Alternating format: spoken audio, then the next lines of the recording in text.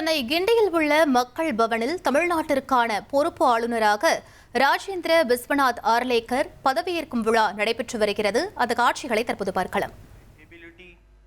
And will, to the best of my ability, preserve, protect and defend the Constitution and the law.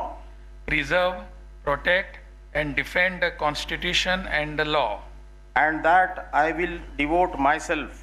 And that I will devote myself to the service and well-being of the people of Tamil Nadu.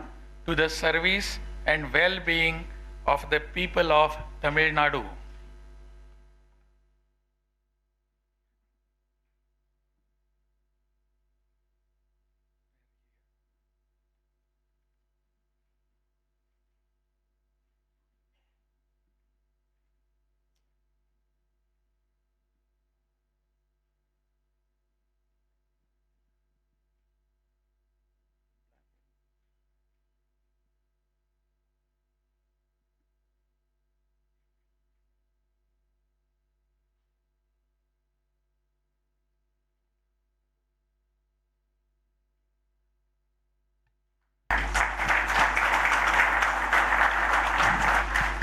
Ladies and gentlemen, the Honorable Chief Minister will now felicitate the Honorable Governor with a bouquet and a shawl.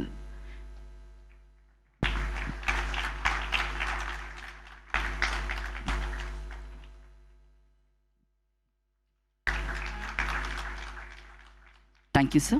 The Honorable Chief Minister will now greet the First Lady with a bouquet. இது பற்றிய மேலும் விவரங்களை எமது செய்தியாளர் தாயுமானவன் வழங்கிட கேட்கலாம். தாயுமானவன், ஆர்லேக்கர் இவருடைய பின்னணி என்னவாக இருக்கிறது, மேலும் இந்த நிகழ்வுல யாரெல்லாம் பங்கேற்றிருக்காங்க, முழு விவரங்களை பதிவு பண்ணுங்க. சென்னை கிண்டி மக்கள் பவன்ல தமிழ்நாட்டிற்கான பொறுப்பு ஆளுநராக ராஜேந்திர விஸ்வநாத் அர்லேக்கர் பதவியேற்றுக் கொண்டிருக்கிறார். சென்னை உயர்நீதிமன்ற தலைமை நீதிபதி சுஷ்ருத் அரவிந்த் தர்மாதிகாரி தற்போது பதவி பிரமாணத்தை செய்து வைக்கிறார். தமிழ்நாடு ஆளுநராக இருந்த RN ரவி மேற்கு வங்க மாநிலத்திற்கு மாற்றம் செய்யப்பட்ட நிலையில் கேரள ஆளுநர் கூடுதல் பொறுப்பாக தமிழகத்திற்கு நியமனம் செய்யப்பட்டிருக்கிறார். தமிழகத்துடைய பொறுப்பு ஆளுநராக தற்போது அவர் பதவி பிரமாணத்தை மேற்கொண்டிருக்கிறார் ராஜேந்திர விஸ்வநாத் அர்லேக்கர். புதிய ஆளுநர் பதவியேற்பு விழாவில் முதலமைச்சர் மு க ஸ்டாலின், மூத்த அமைச்சர்கள் தற்போது பங்கேற்றிருக்கிறார்கள். ராஜேந்திர விஸ்வநாத் அர்லேக்கரை பொறுத்தமட்டில் கோவாவை பூர்வீகமாக கொண்டவராக பார்க்கப்படுகிறார். கோவா பகுதிக்கான பாஜகவுடைய மாநில தலைவராக அவர் பணியாற்றியிருக்கிறார். இமாச்சல், பீகார் ஆகிய மாநிலங்களிலும் ஆளுநராக ராஜேந்திர விஸ்வநாத் அர்லேக்கர் பணியாற்றியிருந்தார்.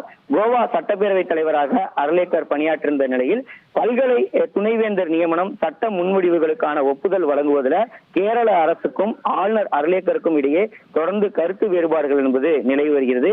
ஆளுநர் உரையாக கேரள மாநில அரசு கொடுத்த உரையின் சில வாசகங்களை அர்லேக்கர் படிக்க மறுத்ததாக கேரள அரசு தொடர்ச்சியாக குற்றம் சாட்டி வரக்கூடிய நிலையில தற்போது தமிழகத்திற்கான கூடுதல் பொறுப்பாக தமிழக ஆளுநர் பொறுப்பையும் அர்லேக்கர் ஏற்றிருக்கிறார்.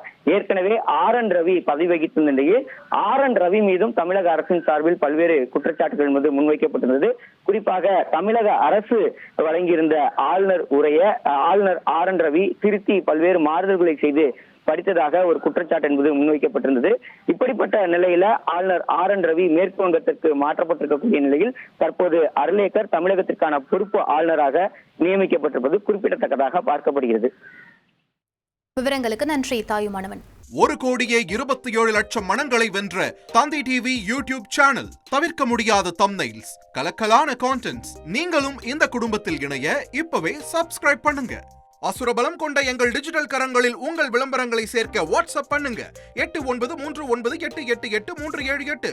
Email advtthanditv@dttv.in.